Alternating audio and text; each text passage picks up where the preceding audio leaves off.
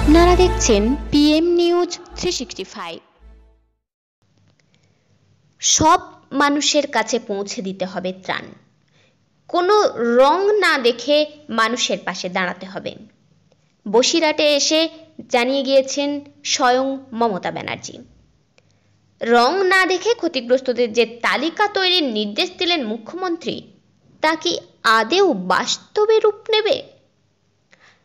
সভা থেকেই মুখ্যমন্ত্রী উত্তর চব্বিশ পরগনার জেলা শাসককে নির্দেশ দিয়েছেন সাংসদ, বিধায়ক, সভাধিপতি, ব্লক সভাপতি সবাইকে রেখে যেন বুলবুলে ক্ষতিগ্রস্ত মানুষদের ত্রাণ বিলি করা হয়। বসিরহাটে প্রশাসনিক মিটিং করেছে। অনেকে আমার কাছে জানতে চেয়েছে যে আমাদের মতো বিরোধী এমএলএদের ওখানে ডাকা হয়েছিল কিনা। আমি তো কোনো ডাক পাইনি। তার আগের দিন রাত অব্দিও ডাক পাইনি, গতকাল মিটিংয়ের আগ অব্দিও কোনো ডাক পাইনি।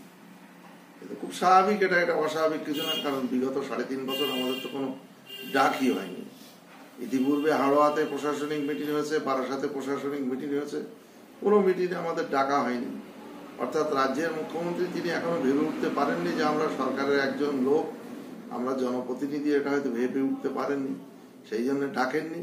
এটা বর্তমান শাসক দলের তো অবস্থান তাই।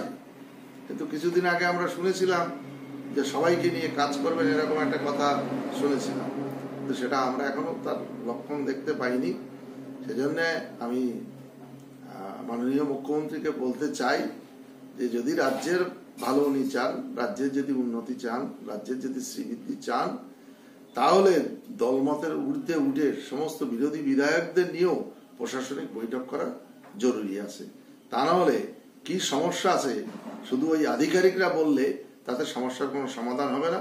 আধিকারিকদের দিয়ে অনেক সন্তুষ্টজনক কথা উনি শুনে সন্তুষ্ট হয়ে যেতে পারেন, কিন্তু যারা বাস্তবে মাটির সঙ্গে সংযুক্ত আছে, জনপ্রতিনিধি, বিধায়ক, তাদের কাছে শুনতে হবে কোথায় সমস্যা, কোথায় সমস্যা নাই, কোথায় কেরোসিন লাগবে আর কোথায় কেরোসিন লাগবে না, কোথায় হারকেন লাগবে আর কোথায় হারকেন লাগবে না, আদৌ এর প্রয়োজন আছে কিনা সেগুলো জানতে হবে। কতগুলো জায়গায় ইলেকট্রিক কানেকশন ঠিক হয়ে গেছে, আলো জ্বলছে, বিদ্যুৎ পাচ্ছে মানুষ, সেই খবর তাকে নিতে হবে।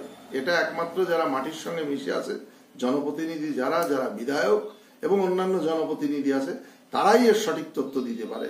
অফিসে বসে এই তথ্য সঠিকভাবে দেওয়া যায় না। সুতরাং মাননীয় মুখ্যমন্ত্রীকে বলবো, আগামী দিনে যে সমস্ত প্রশাসনিক বৈঠক করে যদি উনি করেন, তাহলে অবশ্যই ওনাকে ভাবতে বলবো যে রাজ্যের স্বার্থে সমস্ত বিরোধীদের নিয়ে ওনার এই বৈঠক